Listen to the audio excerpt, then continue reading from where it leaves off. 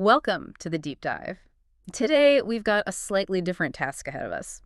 We received this language learning script all about eating out in Japan. Right. And our mission really is to boil it down. We want to find the absolute essentials, like the ultimate cheat sheet you need to just order food confidently without getting bogged down. Exactly. Because you, the listener, probably want the useful bits fast. You don't necessarily need, the entire art of Japanese dinner conversation. Yeah. You just need to get in, get seated, get fed, and pay the bill. Yeah. Right? Successfully. So we're focusing on maybe, 4 or 5 really high-impact phrases that you, the customer, need. And I think the big insight here, the thing we really want to pull out is how little you might need to say yourself.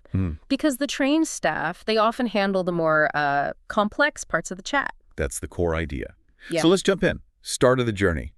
Getting attention. How do you even signal you need something? What's the go-to word? Okay, yeah. First step. Well, the source material highlights this one perfectly. It's that ultimate all-purpose phrase. Sumimasen. Sumimasen. Okay. Most people learn that as, excuse me. Yeah, exactly. Excuse me. Or sorry. But in a restaurant, it's functionally way better than just, say, konnichiwa, a simple hello. Functionally better. How so? Well, think about it. It signals you need something rather than just announcing your presence. If you walk into a busy place, shouting a formal greeting might feel a bit weird. Yeah, a little awkward maybe. But a polite sumimasen immediately says, "Hi, I need some help," or, "Excuse me, I'm waiting for a table." It's direct, it's polite, and crucially, it works. It gets a response. And what a response you get. The source reminds us you step inside and often you're met with this really energetic welcome from the staff. Jurashimasu. Yes, that booming welcome. Don't let the volume throw you off, though. It's a huge part of Japanese service culture. It's not just casual. It signals, like, we're ready to serve you. And importantly, you, the customer, you're not really expected to yell back or anything. Okay, good to know. Just walk in, maybe catch someone's eye, and use your quiet sumimasen if you need to flag someone down for a table. Got it.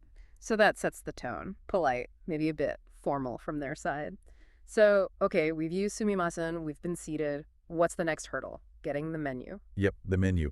And this brings us to our first really useful, repeatable sentence structure. We want something you can adapt, right? Here's something flexible. Exactly. The basic pattern is you name the thing you want, then you add okudasai.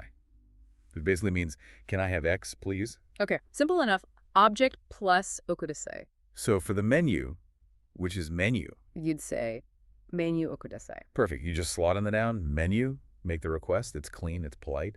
And the source dialogue shows the typical reply is super simple too. Ah, yes. The waiter just says, "Hariso." Yes, here you go. Boom. That whole first interaction. Done. You've got the menu. Ready for the main decision. Okay, this is where I think a lot of the anxiety can kick in for travelers.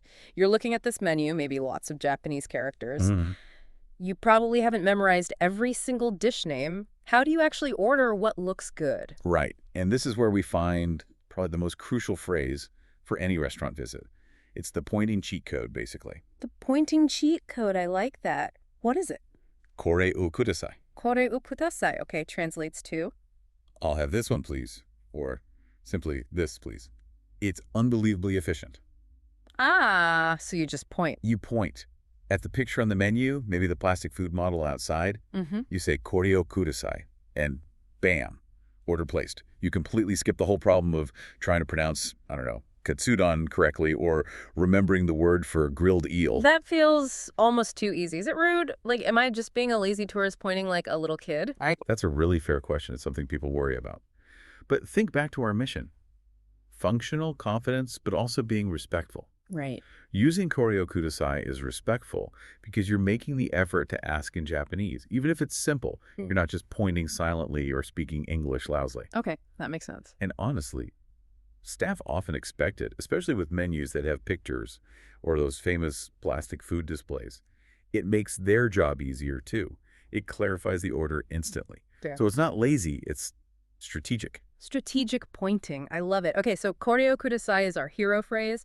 But the source material did give us a few basic vocabulary words. Maybe we should quickly cover those for backup. Yeah, good idea. While pointing is king, knowing just a few key nouns gives you options and maybe a bit more confidence. We already mentioned menu for menu. Right. The source also lists alizutorin for restaurant, which is easy enough. It's a long word. And food for waiter or waitress. Okay. And food. What were the key ones there? Well, gohan for rice. Yeah. Super basic, always useful. Always need rice. Pretty much. But the really interesting one, I think, is sishoku. Chishoku. Why is that one so important for someone traveling? Okay, so tishoku means a set meal. Mm-hmm. And functionally, this is gold. A tishoku is usually a pre-designed plate. You get your main dish, plus rice, gohan, maybe some miso soup, maybe a little pickle or side dish. Ah, like a combo meal. Exactly. It takes the guesswork out. If you point at a picture of a tishoku and say, kore o kudasai, you know you're getting a complete, balanced meal. It simplifies everything. It's a fantastic strategy, especially when you're starting out. That's brilliant. A safe bet. And the source also mentioned buru for beer, universal language almost. Almost. Buru.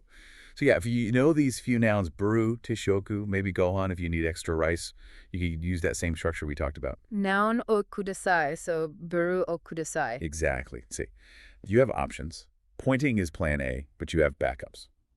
Okay, so let's say the main food order is in. What happens next? The service flow usually continues, right? Yeah, the staff often initiate the next step. The source dialogue shows the waiter asking about drinks. Right, with a very polite phrase.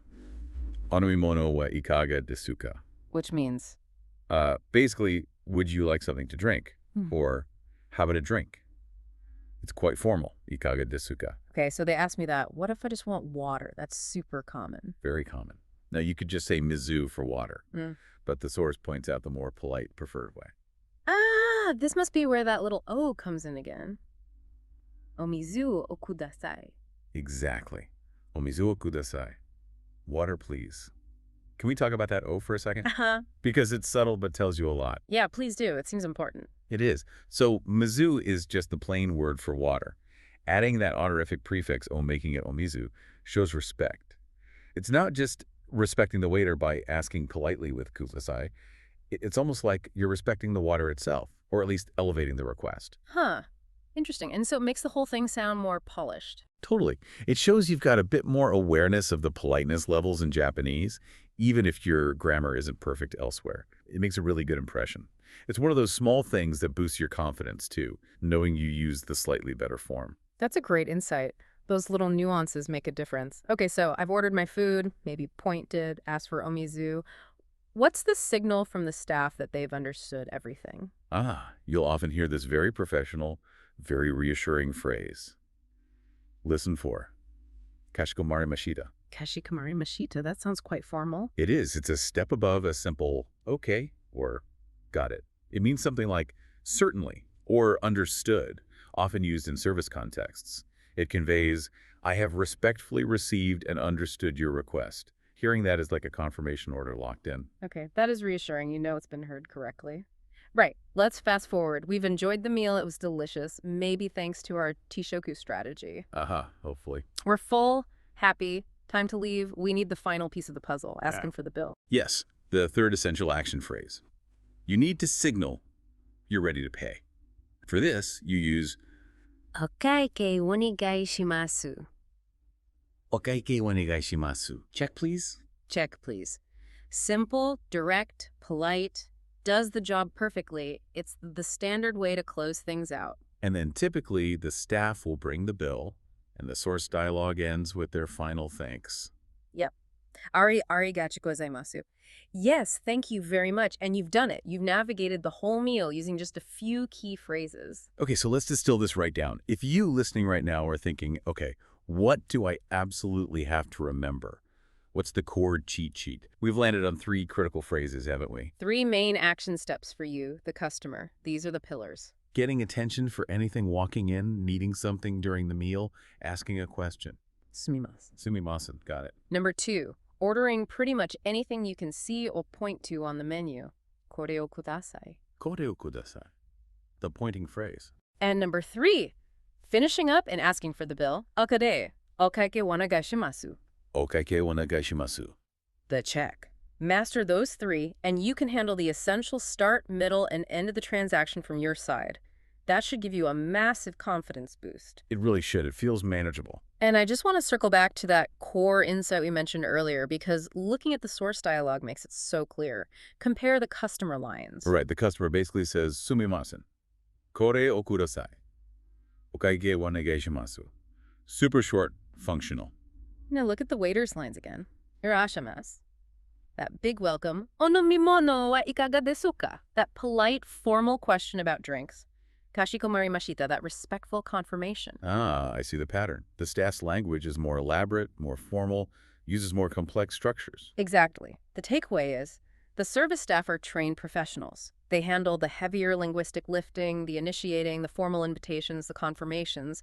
You, as the visitor, primarily need those few key action phrases. So you're leveraging their training, in a way. You absolutely are. You deliver your simple, clear request using one of those 3 core phrases, respectfully, and the system, the professional on the other side, takes it from there. They're prepared for it. Don't feel you need to match their level of formality or complexity. Just nail your lines. That's incredibly liberating, actually. Focus on the essentials, deliver them clearly, and trust the process. Confidence achieved, complexity sidestepped. Precisely. Okay, fantastic. So before we wrap up, a final thought for you to chew on. We focused a lot on the words, the phrases sumimasen, koreo kudasai, okake wanagashimasu. But think about how much of a smooth interaction also relies on the nonverbal stuff. Good point. Like, waiting patiently if it's busy, making eye contact when you say sumimasen, pointing clearly but politely, maybe a little nod or a slight bow when you receive something or when you leave. Practicing the phrases out loud is vital, yes, but remember those silent actions kind of complete the picture. They reinforce the respect. Combine the words and the actions, and you're absolutely ready for that next meal out in Japan. Couldn't agree more. Mata ne.